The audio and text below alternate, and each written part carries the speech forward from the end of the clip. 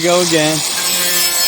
Dave's working on taking care of the cow and blocking it off, and I'm doing a fun floor pan. This is as far as we've come. I'm going to have to cut the spot welds out of that frame. And I'm going to cut up and around that hump and cut around this the torque box is right underneath that, so I got to be careful about that and just start drilling out spot welds. But most of the floor we'll have is to cover this, so we're good.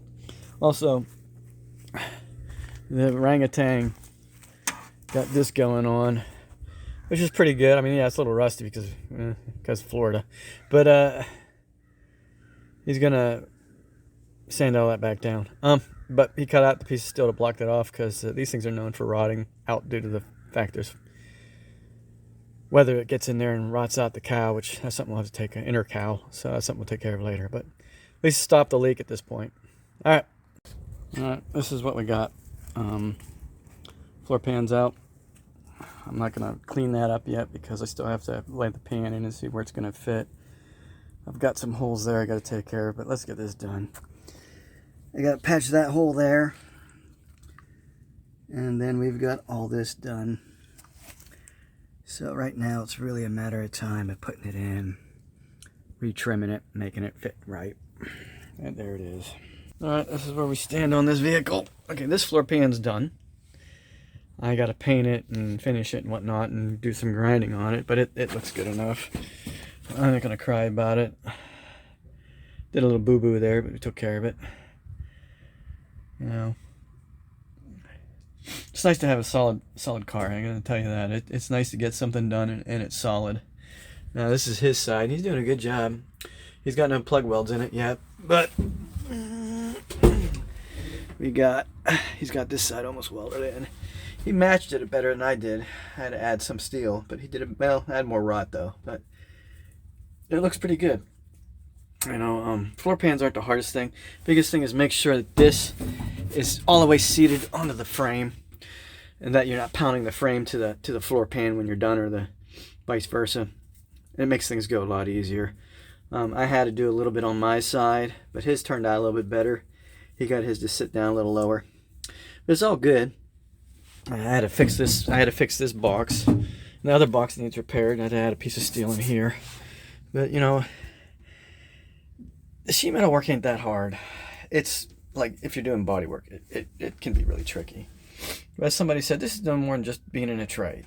You know, you're got to look at it like a job, unfortunately. But yeah, this is where we're at. I can't bitch about where we're headed. It's only a matter of time, you know, until we get this thing going. Yeah, that's it.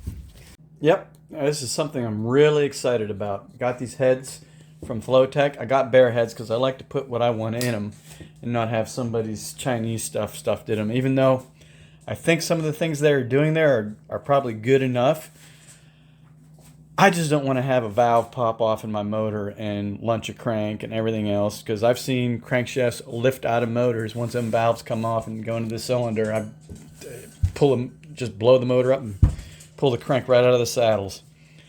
And I'm trying to avoid any of that. So, in other words, what you have already worked on would be completely null and void because you totally destroyed your masterpiece. So that's why I'm trying to do it right.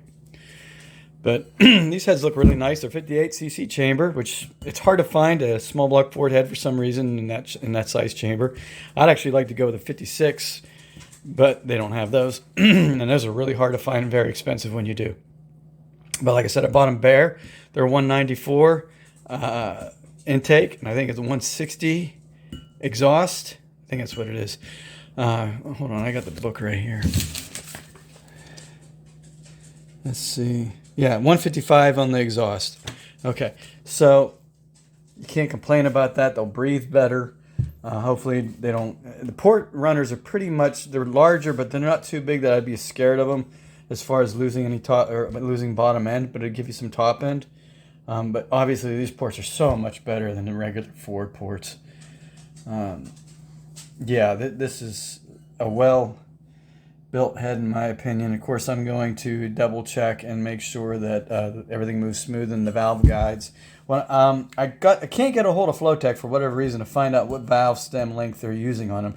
So what I am going to do is get some stock valves, one of each, exhaust and intake, and then I'm going to measure them and then stick them in. And I have a set of Ford Springs, and I'm going to try to see where they sit at and how much, what my compression height is on them. Not compression height, I'm sorry, spring height, and go from there. And I'll do a video on that. But yeah, I'm kind of happy about these things. I mean, I paid $600 for them, for a set of aluminum heads. $600 even though they're bare.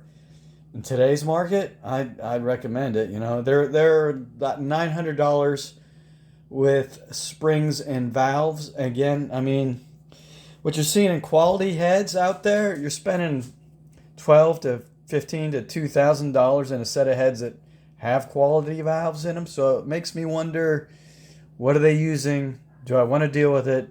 Do I want to have a motor blow up when I'm driving it to who knows where? I just prefer to put, I mean, I may even go with the actual Ford valves, because they're not cheap, but I know they're not going to pop off, or a stainless valve of some type. But I'm not going to, definitely not putting cheap valves in it, because I plan on driving this car a lot. We plan on road tripping this thing, so there's that. But that's where I'm at with it. I'll let you know what goes on, whether I'd recommend to buy them or not after I figure out what I got going on. Have a good one. Bye.